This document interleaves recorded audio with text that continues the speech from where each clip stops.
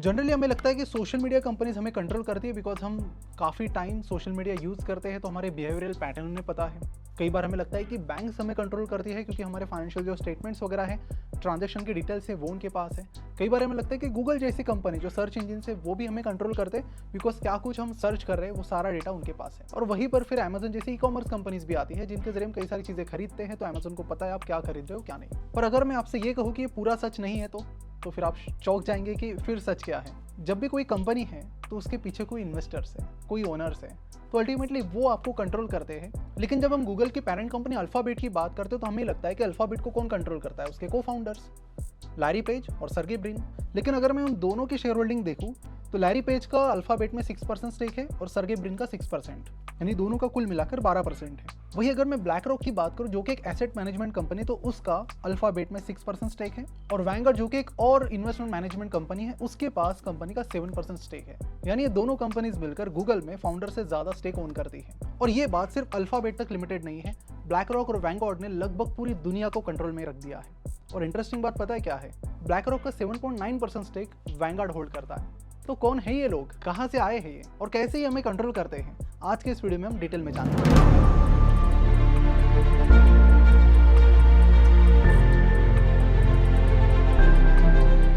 नमस्कार, मैं प्रसाद आपका आज के इस वीडियो में स्वागत करता हूं। आज के इस वीडियो के प्रायोजक है वेस्टेड फाइनेंस, जिनके बारे में हम वीडियो में आगे बात करेंगे। तो शुरुआत यहां पर मैं ब्लैक रॉक से करता हूं। ब्लैक रॉक को 1988 में लैरी फिन ने शुरू किया था। उनके 7 और को फाउंडर्स के साथ एक बेडरूम से उन्होंने कंपनी की शुरुआत की और जल्द ये कंपनी बहुत तेजी से आगे बढ़ने लगी। तो 1999 में इन्होंने कंपनी का IPO लाया और फिर इनके तब से लेकर अब तक के रिटर्न्स देखोगे तो आप चौंक जाएंगे।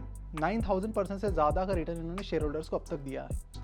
मान लीजिए इसी टाइम पीरियड में आप किसी इंडेक्स फंड में इन्वेस्ट करते हैं S&P 500 के फॉर एग्जांपल, तो आपको 468% का रिटर्न मिलता। तो यही चीज़ काफ़ी कुछ चीज़ें बयां कर जाती है ब्लैक रॉक के बारे में। और यहीं पर फिर हम देखते हैं साइड, अगर हम कंपनी के फाइनेंशियल्स पर नज़र डालते हैं ब्लैक रॉक के, तो ब्लैक रॉक के फाइनेंशियल्स को देख के आप उतने इंप्रेस नहीं होंगे। आप बोलेंगे कि ये तो ठीक ठाक सी कंपनी मुझे लग रही है। 2018 में इनका रेवेन्यू था $14 बिलियन का और अभी 2021 में ये बढ़कर $19.37 बिलियन हो चुका है। इनके प्रॉफिट की बात करें तो $4-5 बिलियन का इनका प्रॉफिट रहा है। तो आप कहेंगे कि इतना प्रॉफिट तो रिलायंस इंडस्ट्रीज़ भी कमा लेती है, TCS वगैरह कंपनीज भी कमा लेती है, HDFC बैंक भी कमा लेती है, तो फिर इनमें ऐसा क्या खास है। तो ये जो साइड वाला कॉलम है ये इनके लिए बड़ा ज़बरदस्त है और ख़ास है, और वो है इनका एसेट अंडर मैनेजमेंट के कितने एसेट्स ये दुनिया भर की कंपनीज का हैंडल करते हैं, मैनेज करते हैं। तो एसेट अंडर मैनेजमेंट की आप ग्रोथ देखिए यहाँ पर, जो $5.98 ट्रिलियन था 2018 में, तो अभी वो रिसेंटली $10 ट्रिलियन को क्रॉस कर दिया है। यानी इंडियन इकोनॉमी के 3 गुना से ज़्यादा का asset under management black rock का है, अकेला ब्लैक रॉक का है।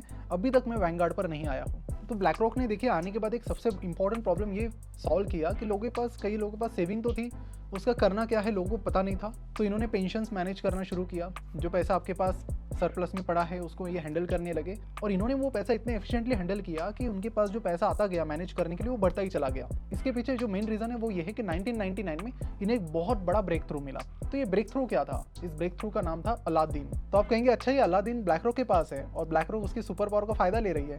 तो कहानी कुछ ऐसी है कि यहाँ पर जो अलादीन है ये एक टेक्नोलॉजिकल सोल्यूशन है। तो जैसे जैसे उनका एसेट अंडर मैनेजमेंट बढ़ने लगा वैसे वैसे इफिशिएंट रिटर्न के लिए उन्हें कुछ ऐसी टेक्नोलॉजी चाहिए थी जो उन्हें 1999 में मिली।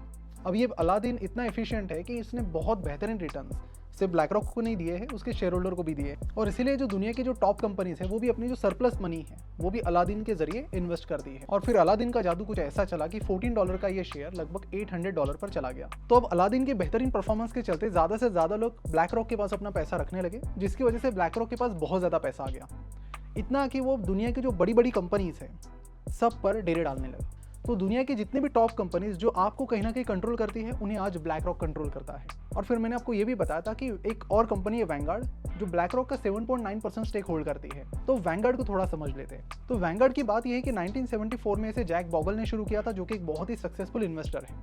और फिर इन्होंने जो दुनिया का पहला जो इंडेक्स फंड है वो पब्लिक के लिए लॉन्च किया, जिसके जरिए फिर आप जैसे कि आज इंडेक्स फंड इतनी पॉपुलर है कि रिसेंटली मैं एक डेटा देख रहा था जो बता रहा था कि इंडिया में इंडेक्स फंड की इन्वेस्टमेंट बहुत तेजी से बढ़ रही है, thanks to Jack Bogle for introducing index funds for public.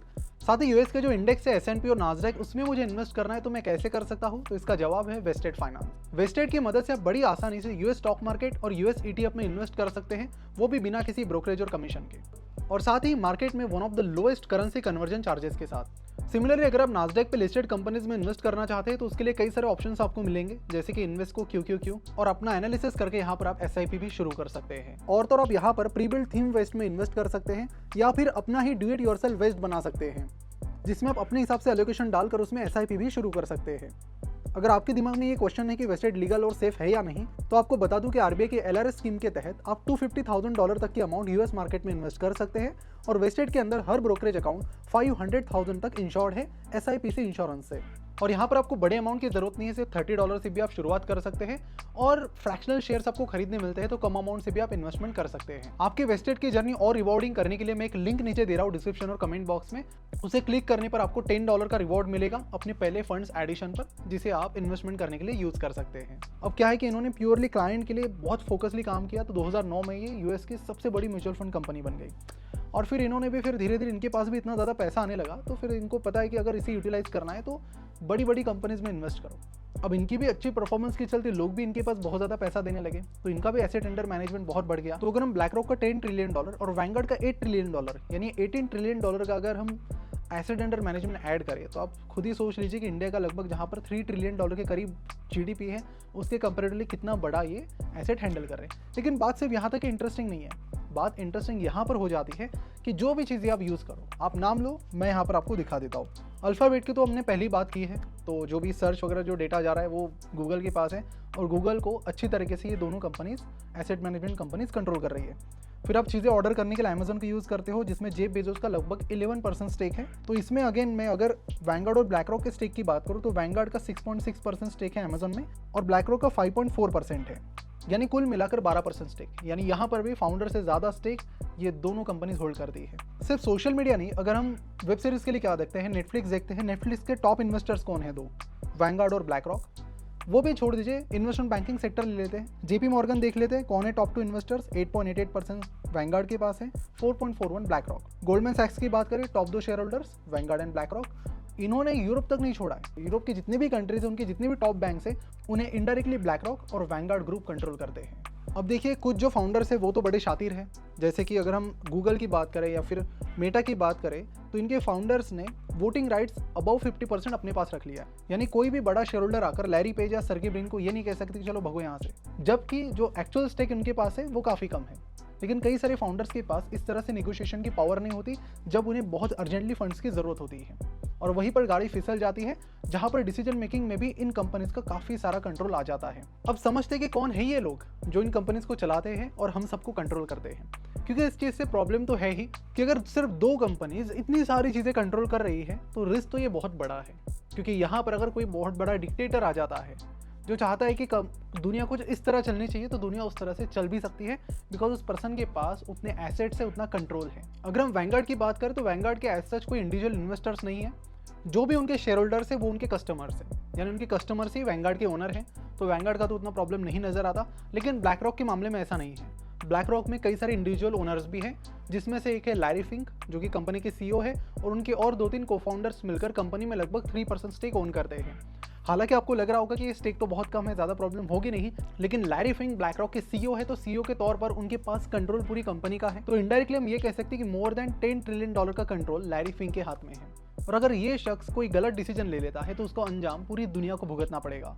तो इसका सोल्यूशन क्या है? तो सोल्यूशन ये है कि बाकी एसेट मैनेजमेंट कंपनीज को भी काफ़ी बड़ा बनना पड़ेगा, इंडिया से भी कुछ इमर्जिंग प्लेयर्स को आगे आना पड़ेगा, जो कि फिलहाल नहीं है। अब हालांकि धीरे धीरे बाकी प्लेयर्स भी आ रहे हैं, जैसे फिडेलिटी भी लगभग $4 ट्रिलियन का एसेट मैनेज कर रही है। हम इंडियंस के लिए एक और शॉकिंग चीज़ आपको बताऊं कि पूरी दुनिया की टॉप एसेट मैनेजमेंट कंपनीज की लिस्ट को निकाले तो उस टॉप 50 में एक भी इंडियन एसेट मैनेजमेंट कंपनी नहीं है। तो अगर हम सही मायने में बाकी टॉप कंट्रीज से कम्पीट करना चाहते हैं तो यहाँ पर भी हमें कम्पीट करना होगा, बिकॉज ये लड़ाई सिर्फ एसेट मैनेजमेंट की नहीं है, ये लड़ाई है लोगों को कंट्रोल करने की, उनके बिहेवियर, उनके फाइनेंशियल्स, उनकी सारी चीज़ों को कंट्रोल करने की। इस वीडियो को ज़्यादा से ज़्यादा लोगों तक पहुँचाएं ताकि उन्हें भी ये सारी चीज़ें पता चले, और चैनल को सब्सक्राइब जरूर करें और बेल आइकन पर भी क्लिक करें। मैं आपसे ये प्रॉमिस करता हूँ कि कंटेंट से मैं आपको कभी भी डिसअपॉइंट नहीं करूँगा। Thank you so much for watching this video. तो जाते जाते वेस्टेड फाइनेंस को भी जरूर चेकआउट कीजिए।